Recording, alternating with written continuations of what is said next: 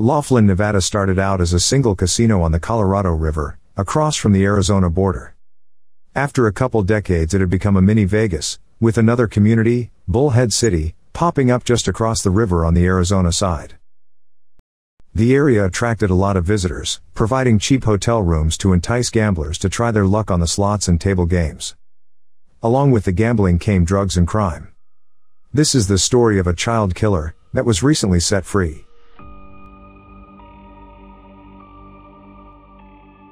Seven-year-old Rebecca Lanning was homeless, with her mother and two siblings, staying in their car outside of one of the casinos in Laughlin.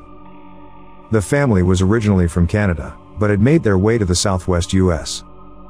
On October 2, 1989, another homeless man, that had befriended Rebecca's mom, offered to take the girl, whom had never been on a boat before, on a ferry ride across the river to Bullhead City. That man was Timothy Price Quinton, from South Carolina. The mom waited, and waited, but they didn't return. The girl's mother panicked, and set off to find Rebecca. She took a ferry to Bullhead City, and searched for her daughter. Much to her relief, she found the child, unharmed, with Timothy. They were walking down the street.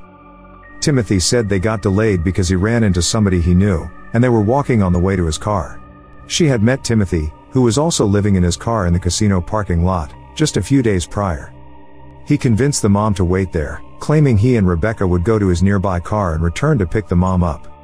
Despite the concern of Timothy failing to return her daughter after the ferry ride, she again let her daughter leave alone with the man. Timothy didn't return the girl. The mom was unable to find him, or her daughter, a second time. She contacted police and an investigation commenced immediately. Extensive searches were conducted in the area, but no clues turned up.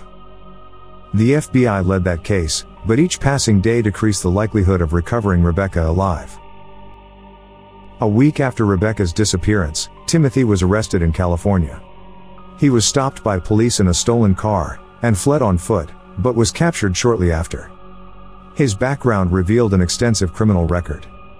Rebecca's mom confirmed that he was the man who had kidnapped her daughter. Timothy refused to speak with investigators, and he was scheduled to be extradited back to Mojave County, Arizona, the last place the girl was seen, where he faced kidnapping charges. Nearly a month after the girl had gone missing, a decomposed body was discovered in a shallow grave on grounds of the Fort Mojave Indian Reservation, just a few miles from Bullhead City.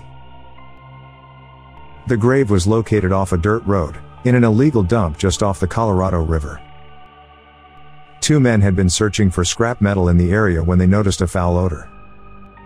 The young girl's nude body had been partially covered by scrap debris.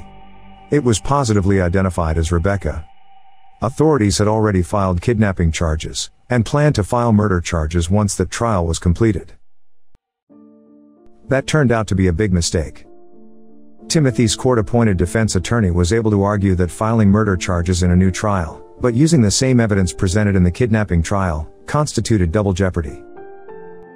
A judge agreed, and authorities were prevented from filing murder charges. Due to this legal error, their best hope was getting maximum sentencing for the kidnapping charge. Timothy was sentenced to 30 years in jail on kidnapping and custodial interference charges. He received dozens of disciplinary infractions while in prison, including multiple charges of promoting prison contraband.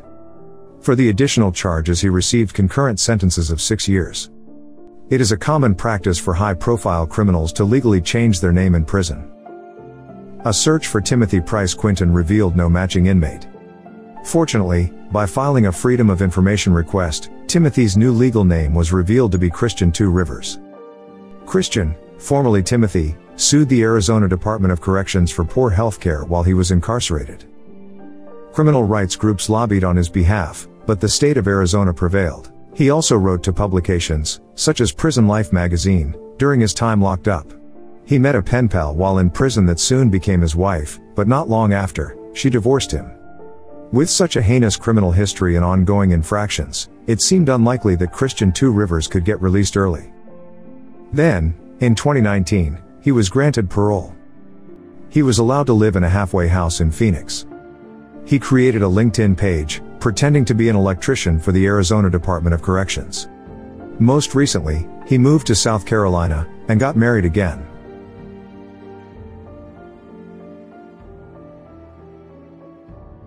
The information discussed in this segment was sourced from police reports, Arizona Department of Correction records, and news articles.